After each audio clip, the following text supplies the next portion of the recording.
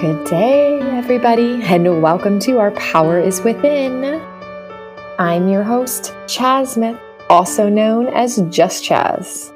So, what made you laugh this past week? I hope lots of things, and I hope every day. Something that I have been practicing is making myself laugh immediately upon waking, if even for only 20 seconds, and no matter how I feel.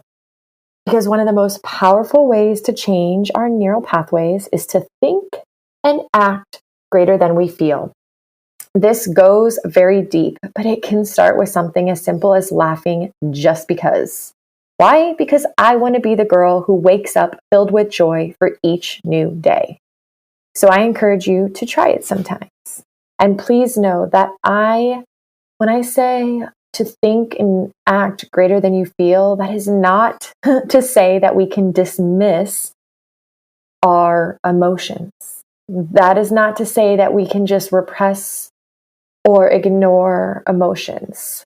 But it is to say that we can not only give voice and life to our emotions and allow ourselves to feel, express, and honor our emotions, but we also have the power to make choices in our life each and every day to subtly shift our mood, elevate our mood, and like I said, change the neural pathways. So it's not an either or. It can be an and. So try it sometimes. Let me know how it goes.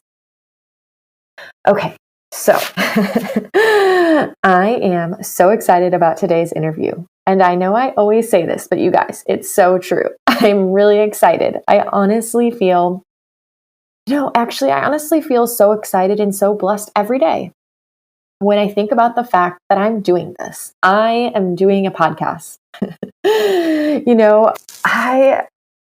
I've wanted to do this for so long. As long as I have been listening to podcasts, I have wanted to host one. But here's the thing. I was afraid. I was living in my old stories, my old limiting beliefs. I didn't know what I wanted. I didn't know what I wanted to do on my podcast. I didn't know what I wanted the topic to be for a while. I didn't think I could be a good podcaster. I was constantly comparing myself to everybody else, and I kept pushing it off. But here's the thing. I love connection. I love it. I love human connection. And I love conversation. And I'm inquisitive by nature. I have been since I was a little girl. I never grew out of the questions game. I love asking questions. And this is truly just feels perfect for me. It wasn't until I started getting really into this healing and brain rewiring game where the epiphany about what I needed my podcast topic to be clicked in my mind. And you know what? I continued to still push it off. This was well over a year ago, but I still pushed it off. I pushed it off for so many reasons, like the mentioned reasons already. I pushed it off because I said to myself, I don't have the right voice. I'm not healthy or healed enough. I'm not credible enough. And all of these things and these reasons and the excuses, they were not serving me. And then one day I realized that I needed to stop. I needed to stop standing in these old stories. And I needed to step back into my truth. And all of this, oh my gosh, all of this came from the rewiring process. As I kept rewiring, like I've said in previous episodes, it quickly became evident that the journey I was embarking on was becoming so much bigger than physical symptoms. And as I was rewiring and noticing these old pathways of self-sabotage and limiting beliefs and unworthy thoughts, I started realizing that the only way to overcome these thoughts was to move through them. And this gave me the confidence I needed to move forward and finally pursue this really long-standing goal and vision that I had. And I don't know. I guess every single day I just feel really fucking blessed. really bleeped blessed.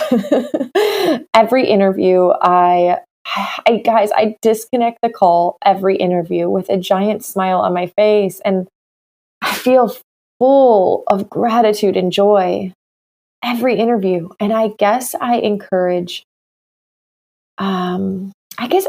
everyone out there listening to think of something that lights you up. What lights you up that resonates with you, that is so true to who you are? It doesn't have to make you money. Guys, I'm not making money doing this. I'm not. I actually spend money and I'm not making it. And that's okay, because not everything we do in our life and all the ways we spend our time, it's not all about a monetary return on investment. There is so much more to living and life, and there's so many other ways of return. So even if you're in a job and you're thinking, I can't do the thing because I can't afford to quit this job, then don't quit the job, but still do the thing. Do the thing, whatever the thing is. And right now, the thing, if it feels truly not realistic, think about what part of it could be. Maybe you can't, maybe you think the thing has to be like hours every week and you don't think you have the time. But what if it could just be broken down into 30 minutes per week? You know what I'm saying? So think of the thing that lights you up, that makes you so happy and grateful and fills you with joy, the way that doing these interviews does to me. And even if it's not monetary, and even if you can only do it for 30 minutes per week, just think about it. Think about it this week, and we can talk about it next week. Because the thing is, you're worth it. I was worth it. You're worth it. And you know what? You don't even need to be perfect. You don't need to be skilled or all the things, because all the excuses that are going to come into your head, you are going to get this idea and you might have all these limiting beliefs show up, like all the reasons that you can't do the things. You might come up with all the reasons that you lack the skills or you can't do the things. There's just going to be things that come up. And you know what? It's all okay. It's okay. Things come up. It's okay. But here's the thing. You don't need to be perfect. You don't need to be perfect. This podcast is such proof. I mess up all the time. Sometimes I talk too fast. Sometimes I say too many times. Sometimes I speak over somebody and speak too soon. But you know what? I'm learning. There's so many things. I'm not perfect. You're not perfect. You don't need to be perfect to do the thing. It's all okay. I just know that I am so incredibly passionate about this message, and I am so thrilled to share this message and my passion with anyone listening. And that is good enough. It's really good enough.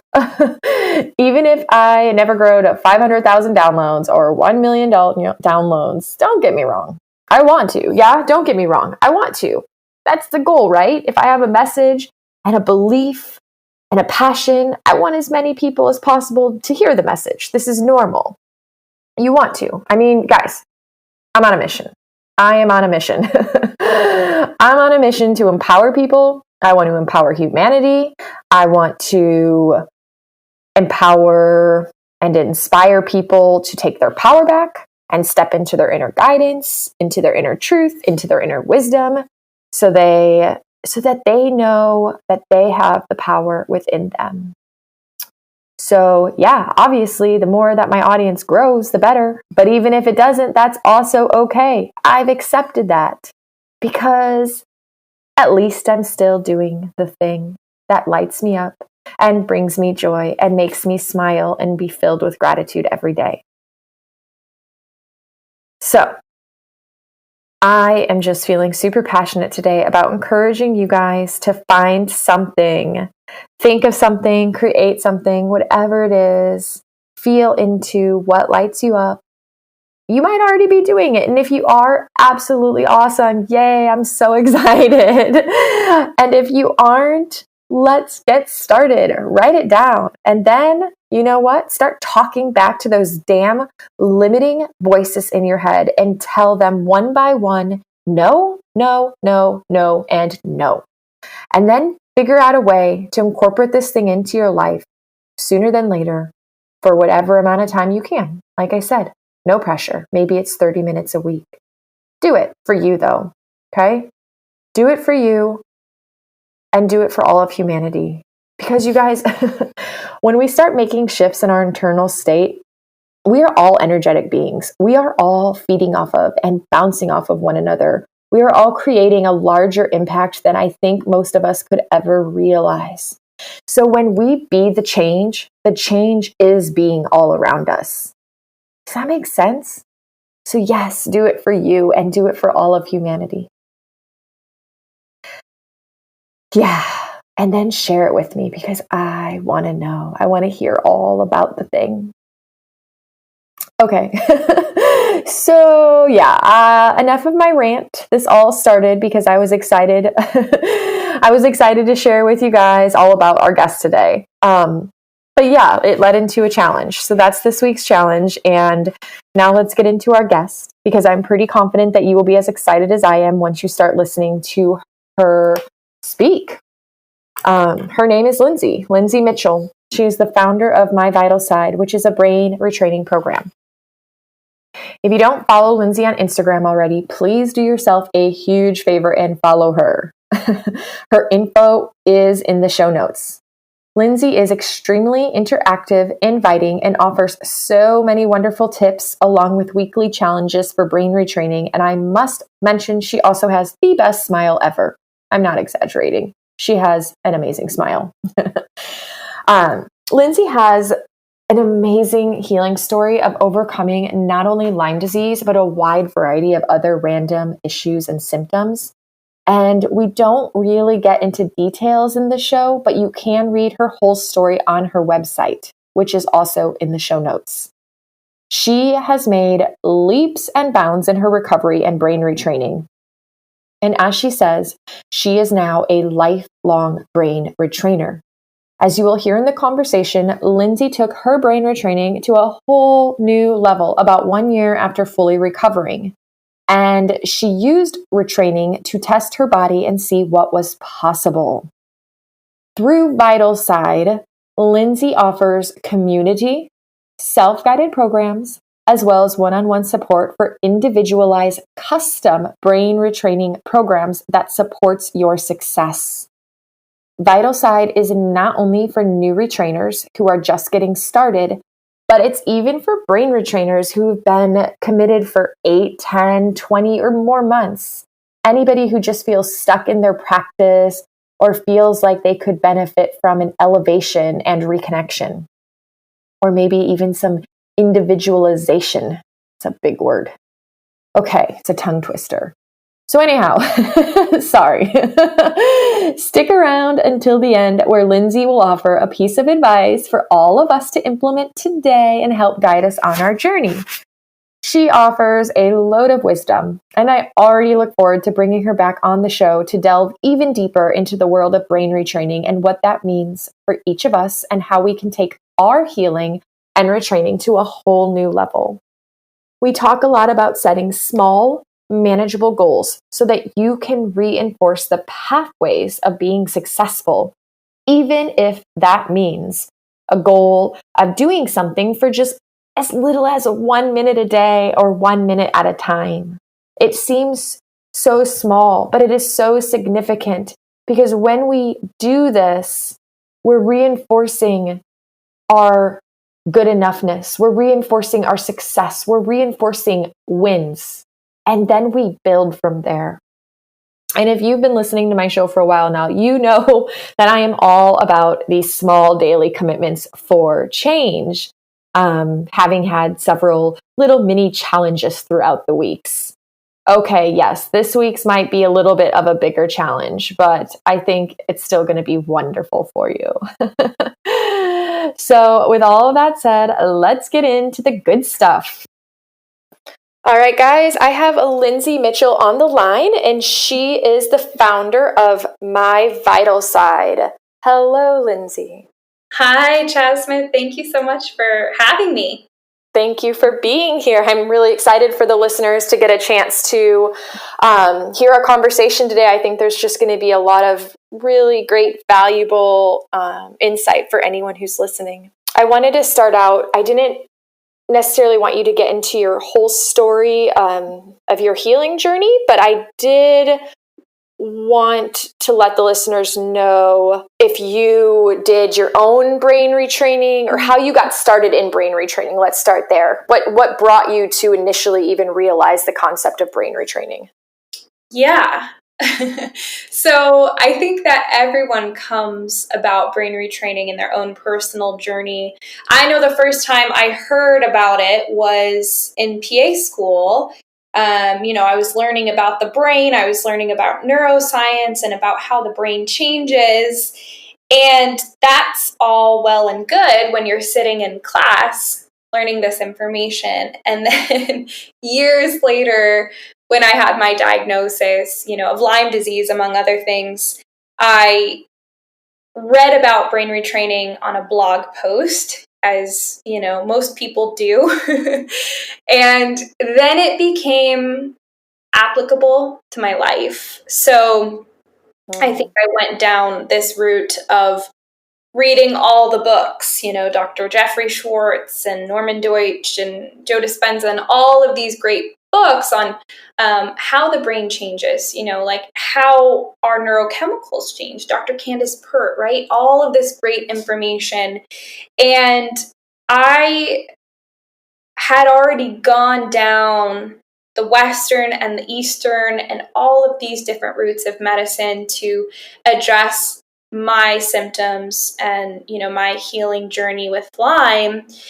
And I'd get to a place where I would start to feel better and then I'd plateau. So brain retraining was introduced to me at this time when I was continuing to do research to say, okay, why do I still have brain fog and fatigue and pain and all of these things despite my best efforts, And came across brain retraining, tried a couple different programs, and started to use the information that I read in books, the information I learned in programs to kind of create this hands-on program for a visual learner and a kinesthetic or hands-on learner, that I am, and started to use techniques that worked for me. So it took definitely a lot of different resources and creativity, but I came up with these tools that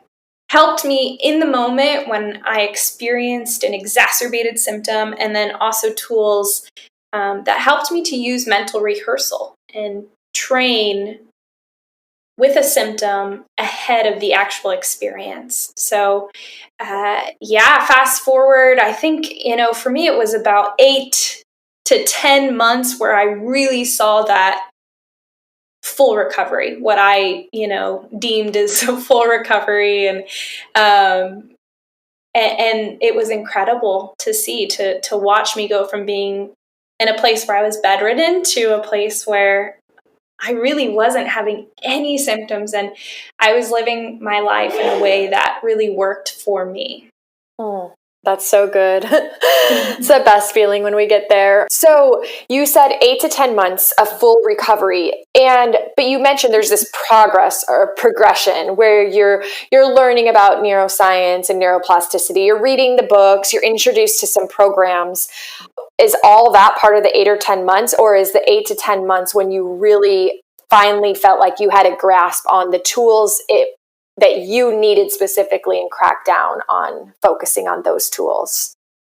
I probably did a couple months of research, and with brain fog and fatigue, you do as much as you can, right? So a couple months of research to figure out what really helped me. But I'm also someone who likes to dive into things. So once I got a really good handle on what brain retraining meant, what people were talking about in the brain retraining world specific to chronic illness and chronic symptoms, I dove right in. So luckily I had a grant for Lyme disease from the Limelight Foundation, which was amazing, which made my different modalities, an option for me financially. And so when I dove, I dove because I had the capacity to dive financially. And I was just ready. I was like, I read about this. I know what it means. Now I'm ready to commit. And I was so drawn to it because I'm all about doing things myself. I'm quite an independent person, and all of those who have chronic illness know that you immediately become dependent on whoever's around you for help and for resources. And this isn't necessarily a bad thing, but I knew that when I read about brain retraining and it was something that I could do from home and I could do consistently, and I could take this sort of, progress or improvement to my health into my own hands, I thought, yes, sign me up. Where do I start? I want to go. And that's when I really did then commit those 8 to 10 months to retraining my brain. And, at the end of that time, went to Costa Rica, was surfing on the beach, ate like a full gluten and full dairy pizza, which I never thought I would do again. And it was, it's incredible to just see that, like you said earlier, night and day difference. Yeah, freedom. Totally. Oh gosh, and 8 to 10 months is actually a really, I don't want to say, I don't like to put a label on like a pace of recovery, because everyone obviously is, at their own pace, and it can look different for everyone. Healing's not a one size fits all, but I would say reading your story online on your website, for what you were encountering, 8 to 10 months is a pretty efficient, healing cycle. So, I like to think so. And everyone is so different. And I get this question all the time from clients, because sometimes people see improvements in 2 months and they ask, okay, I'm good. Can I go now? And I'm thinking, I always tell them, no, stick to your brain retraining tools, because here's the thing. The brain changes all the time. And some of us have been living in this state of fight, flight, or freeze, maybe our entire lives. So think about how long it got. Think about the amount of time that you got to get here today, and how much time you're going to put into this. It's, it's amazing to see how many years we've lived with these neural pathways that are associated to, inflammation and pain and all of these different symptoms that we have. So now we can take proactive care to break these cycles, break these neural pathways, and create new ones. But it does take time. It does take patience. Sometimes people are 2 years in. They're like, hey, what do I do? I've been doing this for so long. When am I really going to turn a corner? And I think it's this process of, we need to continue to elevate our brain retraining practice all of the time, because our brains are constantly changing, because each of us are unique individuals. We need to constantly shift and change and elevate and transform. And sometimes that looks like having an extra person come in and taking your brain retraining practice and flipping it on the side, looking at it from a different perspective and changing some things up. I think that's always important. I 100% agree. Yeah, that it is. And I want to get into that, but I do want to backtrack for a second and then get back into that. I wanted to know, speaking of all this and, the brain is always changing, do you still retrain your brain even though you're 110% healed? I'm a lifelong brain retrainer. Yes, same, because we're living and we're human, and we're having these very real human experiences all the time, which means that there's always going to be new opportunities for training. Yeah, look, my practice does not look the same as it did when I was recovering from Lyme disease, but it looks how it looks because of where I am today, and it'll look different even tomorrow for where I am tomorrow. But I will say that now, the first year, probably after I I recovered, I was like, I'm going to retrain my brain and test my body and figure out like what I can do, what is possible for me. I went skydiving. I walked across hot coals. I went on these backpacking trips. I did all this like, really physically challenging stuff. And then after that year, I thought, okay, cool. That was fun. Now what does brain retraining look like to me? And so now I have a bit of a more sustainable practice. I use mindfulness techniques, breathing techniques, and everything changes as did life at the beginning of this year. Just like life changes and events change, we change and adapt. And I believe brain retraining practice does the same thing. It changes and adapts with you. I love that. Yeah, I 100% agree. I definitely can see the value in changing things up. I love where you're going with this. I have a question about the healing process. You said you read a bunch of books and you learned about a couple brain programs, and you said I want to say that you said you did the brain programs, but then also started putting things together to kind of come up with what made sense and worked for you. Is that correct? Yes, I did. And that technique doesn't necessarily work for everybody. Right. So I like an approach that has structure but is not rigid, and has flexibility but also works for my learning style. So at that point, I was at a place where I could do that, and I could kind of use these different techniques in a different way. And so that's what really worked for me. So I find that this is really helpful for a lot of people, that individualization, that personalization, because sometimes these techniques are really good in theory and they could generally work well for people. But sometimes you do need a little bit of personalization and say, hey, I'm a visual learner. Hey, I'm an auditory learner. How can we put a different spin on it? And that's what I figured out. And same goes for today for a lot of my clients. Some people are like, I love meditation.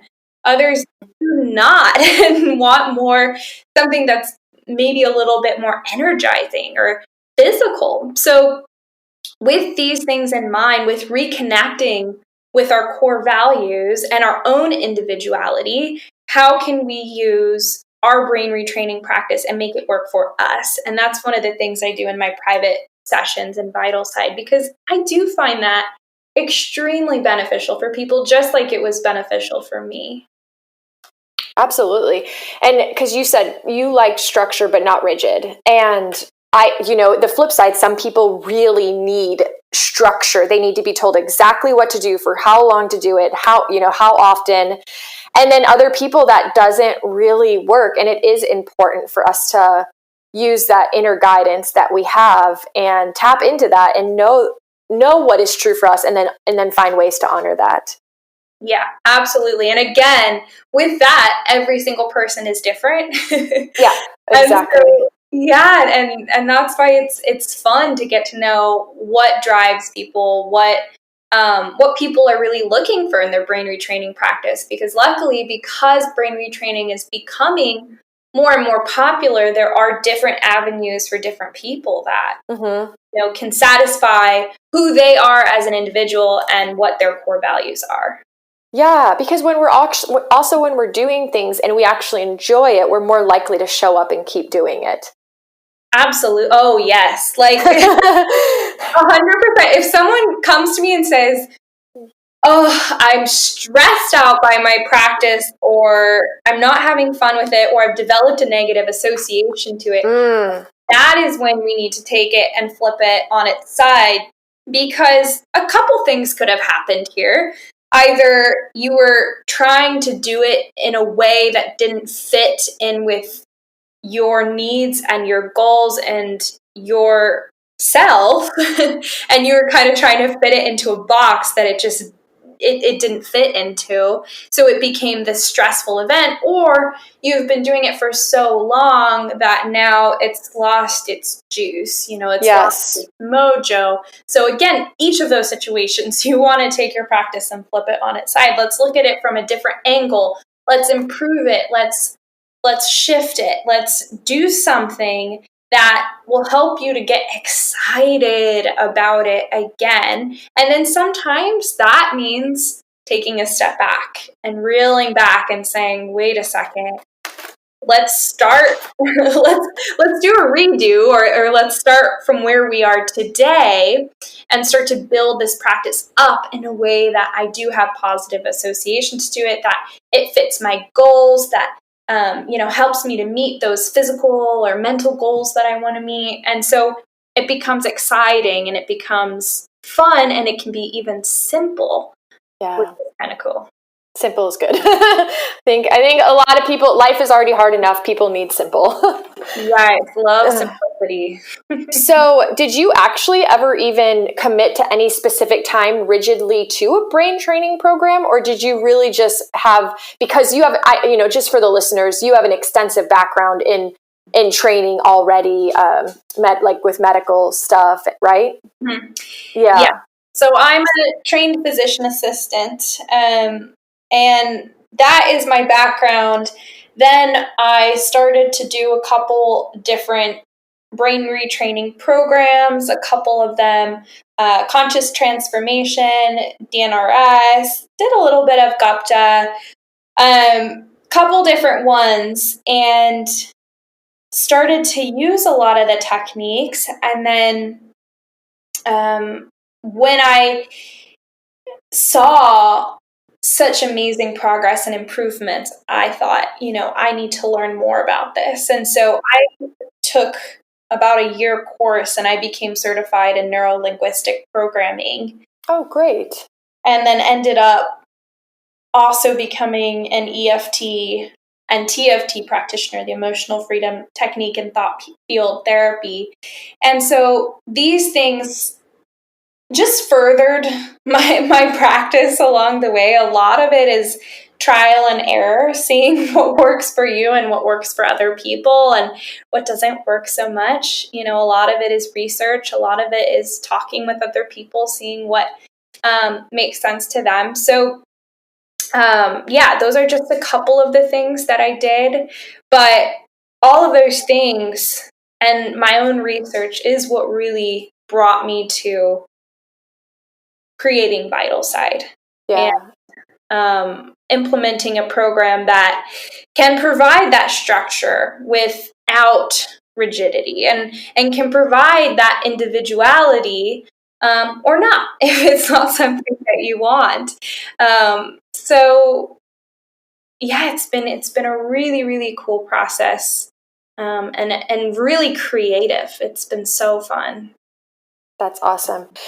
So in your personal experience, not only in your personal experience, but also as a coach, do you find certain rewiring tools work better in general, or do you find it to truly be individualized? I would say there are generally blanket techniques that you can use that really do help to create shifts. So for example, visualization is a key one in many of the brain retraining programs. Visualization is so powerful. When we can connect to an experience using our senses, creating that elevated emotion. And so I think that is a powerful technique. And I think there are a lot of techniques like that can be extremely powerful. And a lot of times that will work for people. But sometimes, I get the person who says, I can't visualize. It just doesn't work for me. So we look at the end goal. We look at the end goal of creating that elevated emotion. Well, there are other tools we can use to get there.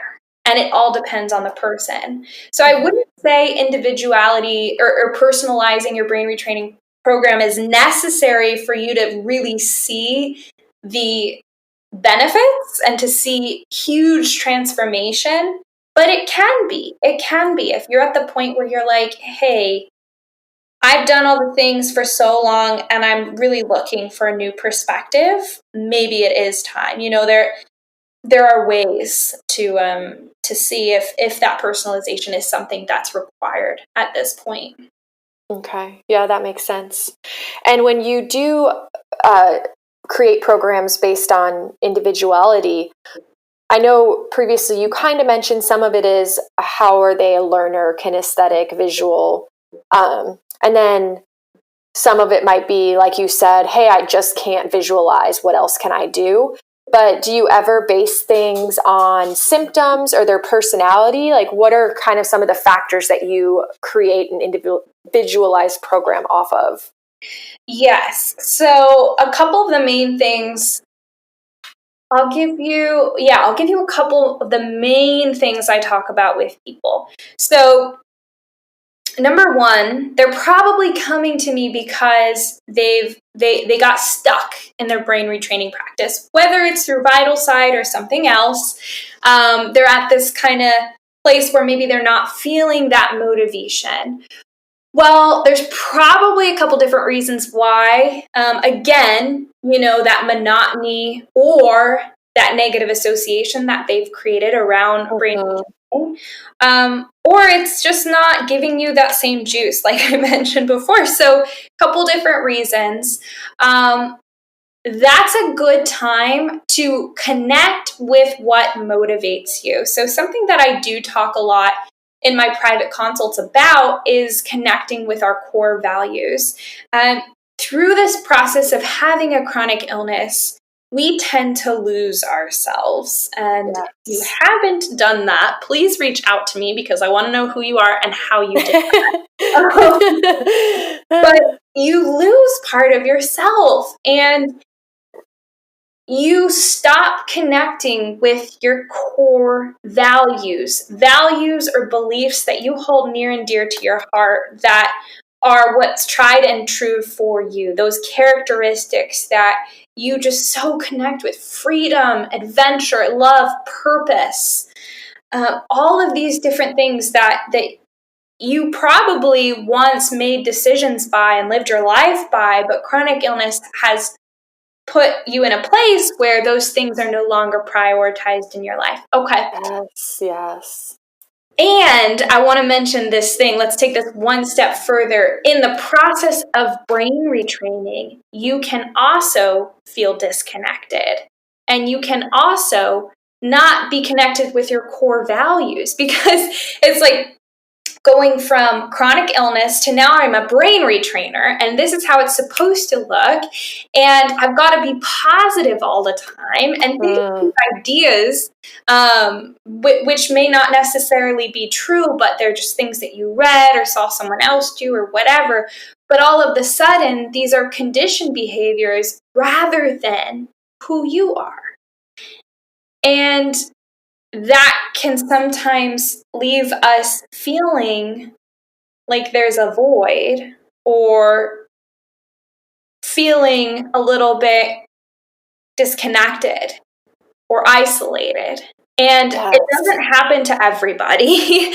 But it can, even the process of brain retraining, because you think I've got to do these things in a certain way. And so I think there comes a point in everybody's practice where it's important to reconnect with those. And sometimes people do that organically, or a lot of times it's those people that I meet who are 8 months, 1 year, 2 years into the process, and they've seen a lot of progress, but they've again come to this place where they don't feel motivated or they don't feel like themselves. So what we do is we bring themselves to your brain retraining practice because you may not notice it now. You may not even note it while you're doing it, but while you're brain retraining, you're most likely connecting with purpose and connecting with adventure and connecting with freedom.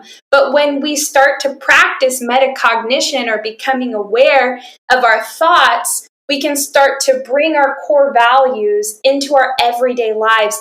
And that oftentimes helps us to bridge the gap between where we are today and what we see for ourselves 6 months from now, a year from now, 5 years from now, because then we start connecting with our core values little by little and reaching those goals that we really want to see for ourselves. And oh, it's such a fun process. It's so cool. It's so fun. It's just, I'm like getting the chills as I think about it, because it's probably not something that you've done in a while. And so, okay, core values, also incremental progress, training with specific goals in mind, and using mental rehearsal and visualization to reach those goals. This is often a piece of the puzzle that is missing for a lot of people, because I see it again and again. People start their brain retraining practice, they feel good, they feel calm, they feel at ease, cool.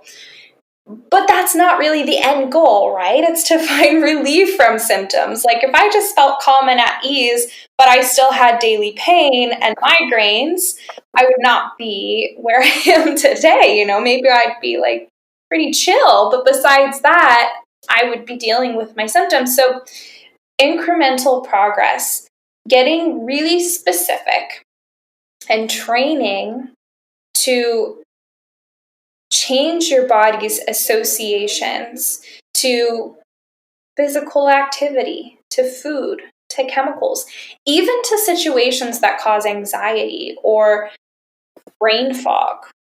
These different things, you can train with each of those things. And I think getting really creative and having a long-term plan with this is really vital. So that is also that's also something that I really just very often go through with brain retrainers. God, gosh, you're like hitting the nail on the button with so many things I have gone through in my own retraining experience. Right. It's like, oh my gosh, you're reading my mind. It's so true, though. I love how you pointed out the values component, and yeah, how we can get almost lost in them, because for a while it can be, I can't do this, or, oh, that sounds so exhausting, I don't want to do it anymore, that you forget almost how much that thing meant to you at one point and how integral it was to your well-being at one point. Yeah. So, yeah, getting to bring that back in. Right. Like, for example, okay, maybe you've got food sensitivities today. Well, you've gotten so used to this gluten-free, dairy-free diet that you don't really see a need to eat other foods again. And plus, you were never a big foodie anyway. But maybe one of your core values is freedom. So in your life, what did you do that really helped you to value your freedom so much? Maybe you're a big traveler and you love to travel and you love to take trips and do these things. Well, you don't have to train with food to eat the food, but you can train with food to achieve freedom, because food is an outlet to live your life in a way that's uninhibited and can give you limitless possibilities, because you can go on the road and you can travel and do these things and not feel limited by diet. So something as simple as that can be such a game changer, because I'll tell you, I've got like so many people who say this similar thing to me about food, or maybe I've just been so conditioned that I don't even see eating a different diet for myself. But when we can reconnect with something as simple as that, then we can start to train with it in a way that feels good rather than feels false. Yes. And I love that you just connected the dots and showed how we can take food, even if we don't want to change our diet, we can actually use food to help create freedom in all the other facets of our life. Totally. Yeah, and it's so true. I mean, I've been a person who's eaten a certain diet, and I would say that, for physique goals, sure, the majority of the time I choose to eat a certain way. But who doesn't want to be able to go on a trip and you have this opportunity to eat the most amazing pizza of your entire life, or you're in Italy and they're like, this is the best whatever, this specialty dish. I mean, that's a part of the experience. And you want to eat it and know that you're going to feel okay afterwards. Totally. Yes. And I think that's key. It's like, yes, it gives you the limitless possibilities, but it also allows you freedom in living your life. So afterwards, you don't have to plan to go home. No, you can walk the streets of Italy and, be able to enjoy yourself in a way that you connect with freedom. Absolutely. Yeah, that's a really good point. I love it. So when you have a new client, we already talked about brain retraining for life, but when you have a new client, what do you generally ask of them to commit to as far as like a duration of time? So everybody is different. It depends if they're totally new to brain retraining. Or if they have a brain retraining practice. This is a bit different. I typically, if I meet with a new client for a consult, it's the first time we meet, I usually ask them how much time can they commit and start there. Because I can sit here and recommend starting with half an hour a day, and then after 2 weeks, working up to an hour a day, which is kind of how I recommend right now. But I'd rather have you start somewhere that seems palatable. So if an hour a day right off the bat is just crazy talk, then starting 15 minutes a day. I spoke with a client earlier today. I said, how about 5 minutes a day? And the reason why I said that was because she had started another program and said, nope, I can't do it. She started to see changes, and then she had kind of a burnout and didn't and never got back to brain retraining. And so that was 1.5 years ago. So I asked her, what is possible for you? And I love that question. I ask it all the time. What is possible for you? And she said, well, I could probably do 15 minutes. And it just sounded a bit hesitant. So I said, how about 5 minutes? And there is this rule, the 5-minute rule.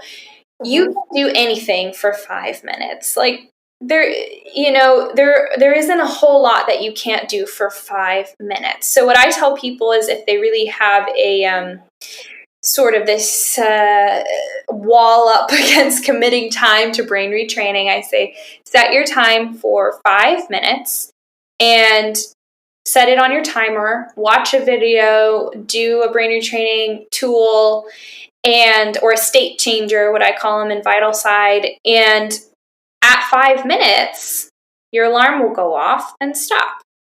And with habits, there's a cue, a routine, and a reward. And eventually, we want the reward to be so beneficial of changing your state and shifting your physiology that you'll want to keep coming back again and again, creating that sustainability and those new neural networks in the brain. But that process takes time. So sometimes at the start, if you're doing 5 minutes a day, incentivizing yourself after that 5 minutes, we are training our brains all the time. So I like to ask people what they can commit to. But if you are totally open and you're ready to dive in, starting half an hour a day and then working up to an hour, I think is ideal.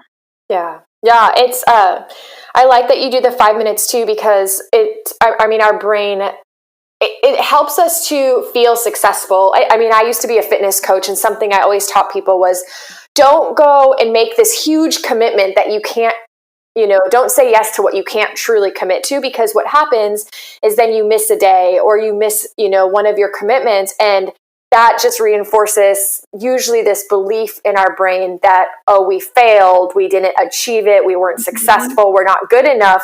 And so starting with a very small manageable goal, over time, we're reinforcing this positive belief that like, I did this, I achieved this, I hit my target, I hit my goal today. And we can build off that in a really positive, productive way. I love that example because this is what I do every day. I've got a home gym in my garage, and I just show up every day. I just show up.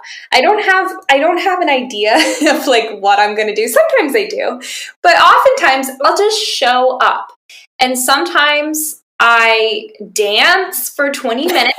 I love it. Sometimes I do this like crazy workout.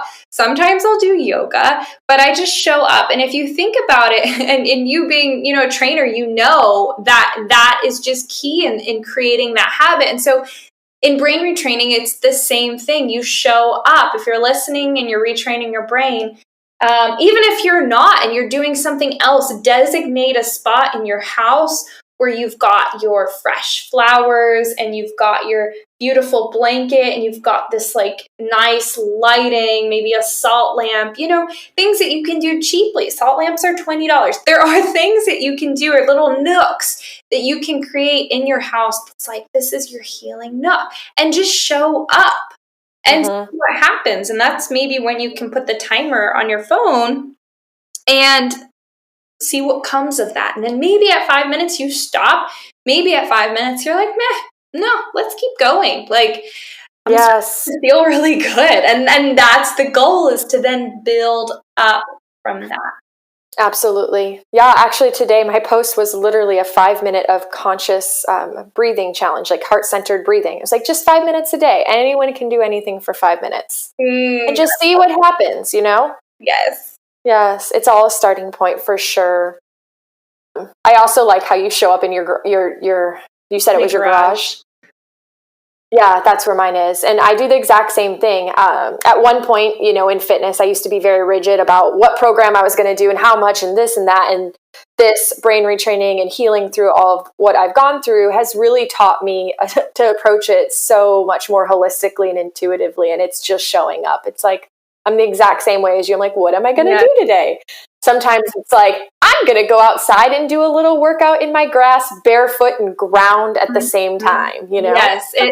Every day, if I move my body, I'm like, today is a good day. Move my body. And yes, sometimes that takes that extra motivation. And that's when I've got these playlists for different moods. And that's when I put in my really intense playlist where I uplift myself and really then get motivated, and I can feel those endorphins. And when you're so used to kind of using different modalities to create neurochemistry in your body, I know exactly when those endorphins are coming out, and I know exactly the part of the song that they're going to be released. And I'm just like, oh, this is amazing. All right, gotta go to get there. Gotta at that place. Then I can do whatever. But yes, it's about listening to yourself and creating, having these things in mind that that you love, and going back to them and having that space that allows you to make those decisions.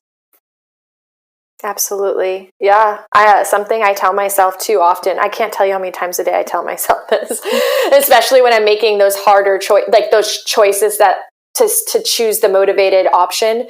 I tell myself, love is a verb and a verb is an action. So this is like me getting up right now, even if I don't really feel like it, is acting in love. And that's self-love, like self-love isn't saying I love myself. Self-love is showing myself every day through action, through discipline, through showing up. Powerful statement, Chesman.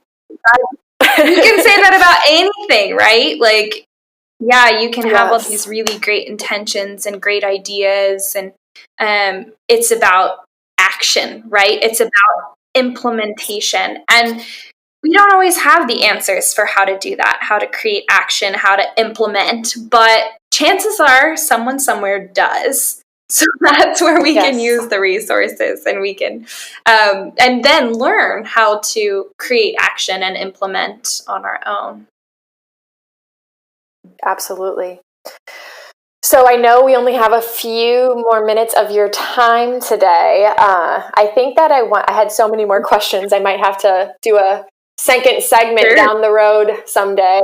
But I think for right now, I want to narrow it down to asking you if you had for any of the listeners out there, some might be brain retrainers, some might have never heard of what brain retraining is. So if you had any advice for anyone listening, because my guess is that most people who are listening are drawn to this show because they're experiencing some type of symptom, chronic, dis-ease or illness in the body. So what would your advice be? Where could somebody start today? We're talking about all this 5-minute stuff. What would be your advice for where they could just start initially on their own, and then, where to go from there? That's a great question. The first thing, I'll give you a little bit of an advice, and then I'll give you a little tool that you can use. So the first thing I would ask you to do today is reconnect with why you're healing, why you got started healing, why you're here seeking information, why you're continuing to advocate for yourself. I think it's so easy to go to practitioners, to go to different appointments, to get information where we're told something that freaks us out or gives us limited hope. But ultimately, we have got to create a reason for why we show up for ourselves, why we continue to show up for ourselves, because no practitioner, no coach, nobody else except for you is going to be the one to decide that it's time for change. It's time for transformation. Mm-hmm. And I encourage every single person to take their healing into their own hands, reconnect with why they got started, why they continue to heal. So what you can do is tonight, write yourself a little love letter of just how far you've come. Because whether you're at the very beginning of your healing journey, or you're midway through, or you're 85% there, write yourself a 1-page handwritten letter of how far you've come and how freaking strong you are, and why you continue to show up for yourself every single day. Because the fact that you're here and you're listening is just another indicator that you are showing up for yourself. Yes. Reconnecting with this is so important because every single day you make a choice. And today you chose to show up for yourself. And we can think all the time, oh, I'm not seeing progress. I'm not really doing anything else. I'm not trying hard enough. You are. So sit down and realize just how far you've come, and having this evidence in front of you and folding this note up and putting it in a letter and addressing it to yourself, into an envelope and addressing it to yourself, and keeping it in a safe place.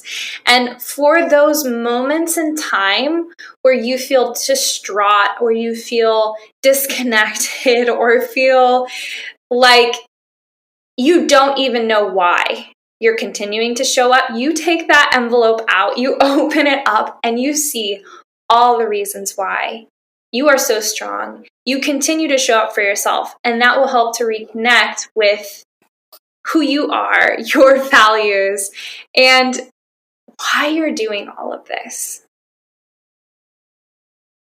Yes. That's so good. That's so good. Absolutely. And that'll be the catalyst. That'll be something that helps everyone get through those harder days. I love having a prep plan for those wonky days. I love having just tools and guides and pretty little things for you to go to during those days. And that's just a good one to have. I like anything tangible So having that handwritten letter, it's just such a sweet reminder, because as humans, we will always have wonky days because that's part of the human experience. But we get to decide how we respond. And so we can prepare ourselves on those sunshine days and those delightful days where we have a walk in the park and eat an ice cream. We can prepare and we can say, wow, look how far I've come and look how freaking strong I am. And I always want to remember this. I always want to remember this. So good. So beautiful. I think that's a great place to, it's just a great way to end it today, knowing that I do need to respect your time for your next commitment. Yeah. Thank you so much for being here with me today and sharing your wisdom with the listeners. I really appreciate it. Absolutely. I'm so happy to be here, and I'm so happy for you. I'm happy for all the listeners on this brain retraining journey. Y'all are doing an incredible job, and you probably don't give yourself enough credit. So give yourself some credit tonight. Yeah, give yourself a big hug. And hey, Lindsay, just so you know, normally I always ask everyone where the listeners can find you, but I will, in the opening or the closing, I will put all of your information where they can find you on Instagram and your website and all that good stuff. So, and I'll let them know what you're up to in the world of coaching. Awesome. Yeah, that sounds great. And if you want to, we can just put something on the books for like a month or 2 months from now, and we can just like have a round 2 for this. Yeah, that would be awesome. Hear that, listeners? We're going to get Lindsay back with more goodness, but following you on Instagram, you provide so much value. So they'll Awesome. That'll be good. Thank you so much. All right, self-healers, that's a wrap. I hope that you guys found the wisdom that Lindsay provided and all of her suggestions is super helpful. If you are like me at all, then I just know that you already can't wait to have her come back. And as I said, every episode, it takes a tribe. And I need your support. So please, if you find value in the interviews and the messages shared on this podcast, then please consider subscribing or leaving a review or even sharing this podcast on your social media and tagging me at Our Power Is Within. I am forever grateful because of these little actions. They genuinely help me so much.